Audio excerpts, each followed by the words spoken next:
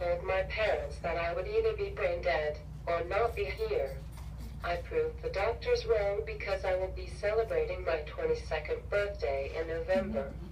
At the age of 3 years old, I began my time with SISD at Bradford Elementary in a program called Preschool Program for Children with Disabilities.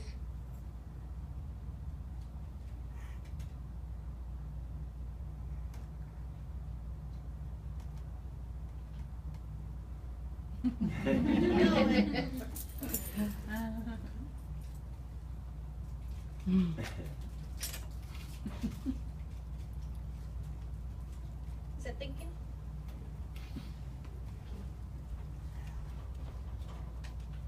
Oh yeah, the Wi-Fi. Let's try it again. Our Wi-Fi. And this is just to, I mean, to show that no matter how hard our days are, how long our days are, you know, there's always successes. And we can't say that there's limits because you don't know that. You can't verify and tell me 100% that there's a limit on anybody or even on y'all. And Miss Ashley is awesome about. That's fine.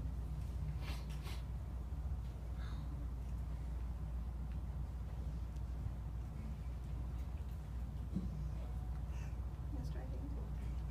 Okay. No, it's fine. Good afternoon. My name is Ashley Moeski. I was born with a disability called cerebral palsy. Cerebral palsy is a neurological disorder that does not allow the muscles to work and makes them stubborn and dysfunctional. There are different severities of the disorder. Some individuals can talk and walk with a limb, while others might have to use a wheelchair to get around and a communication device to speak.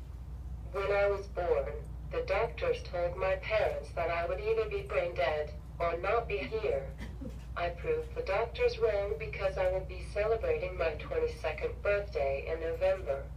At the age of 3 years old, I began my time with SISD at Bradford Elementary in a program called Preschool Program for Children with Disabilities, otherwise known as PPCD. After a month of being in the program, my teacher by the name of Liz Mabel noticed I wasn't like the rest of the other students. She knew I was there mentally, but I wasn't able to express myself at the time other than pointing to what I wanted or needed. Liz told my parents about a communication device called a Dynavox. After getting my hands on a learner device to see how I would do, I started spelling out words and creating sentences that no one thought I knew. When I got my Dynavox, I started trying to program it myself after only a few weeks of having it. Now, imagine a 4-year-old trying to program an expensive piece of equipment. It wasn't very cool at the time, but when I tell the story about it, it sounds awesome. After getting acquainted with my new device, I was transferred over to a first grade regular ed classroom where I did extremely well. When that school year ended, I attended all regular ed classes and excelled in every grade level. After I graduated from high school, I began my higher education at Howard College, where I obtained a 4.0 grade point average my first semester. I am currently working on an associate's degree in general studies. I will complete this program in May.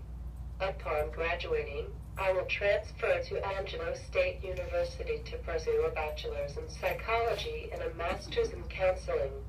I am speaking to you guys today to give you some encouragement. Being a teacher isn't easy, as I have some friends who are in the profession, and I know how hard you all work all year long and in the summer to educate children to become amazing people. There are going to be days where you want to throw in the towel and say I'm done. But trust me when I say this. Every single one of you in this room are doing a wonderful job. The most helpful way you can be by being a teacher is to not assume anything just by how a student is acting that day. Maybe they have something on their mind that they don't know how to express other than acting out. Instead of thinking the student is horrible, reach out to them and try to help. Ever since I was a kid, people have always assumed I was intellectually disabled just because of my physical limitations. And it bothered me because I knew what my capabilities were, but no one, other than my family and teachers, would give me the time or day to show them who I really was. So, assuming anything about anyone isn't right and shouldn't happen at all. Next time you are in the grocery store, or in the mall dealing with a rude cashier, don't respond by being rude back. Smile at them and ask them how their day is going. You never know, you could make their day. I know teachers don't get enough credit for what they do, and I just wanted to say thank you for everything you guys do to teach students every day, and for the dedication you have. Not everybody is cut out to be a teacher. Keep the passion you have for children and don't give up when it gets hard. I hope you all have enjoyed listening to my speech, and thank you Mrs. Casillas for inviting me to speak to everyone today. Have a great day. Do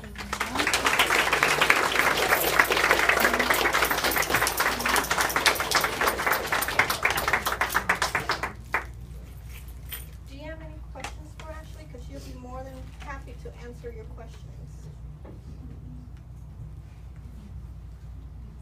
Don't be shy. How do you get to class?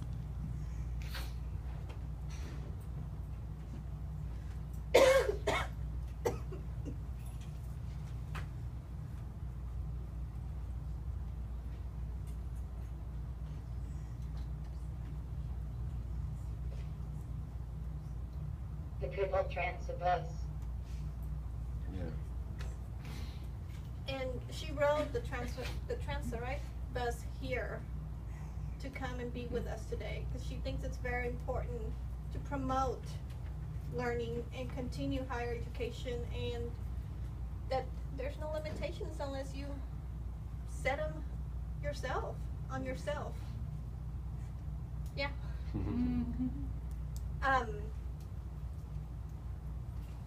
When there was hard days, what kept you going?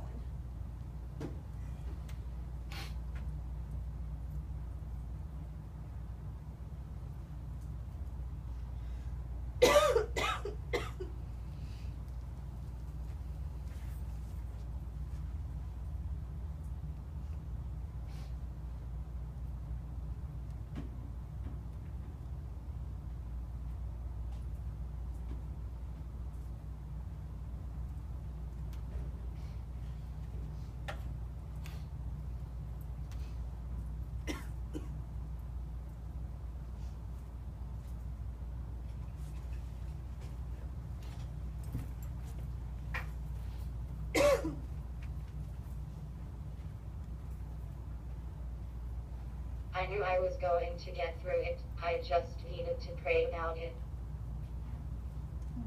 Very true. And there's a lot of days that we do that. Does anybody have another question? Since you're interested in counseling, do you know like what type of counseling you want to do?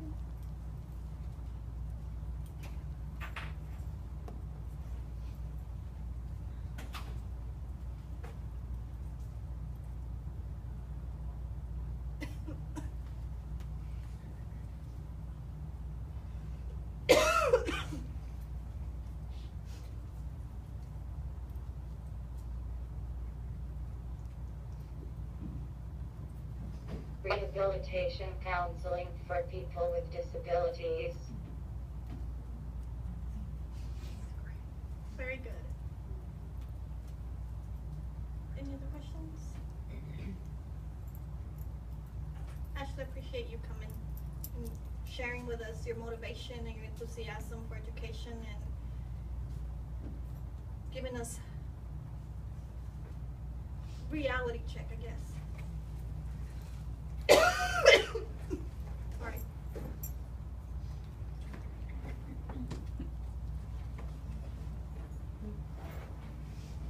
No problem, I was happy to do it.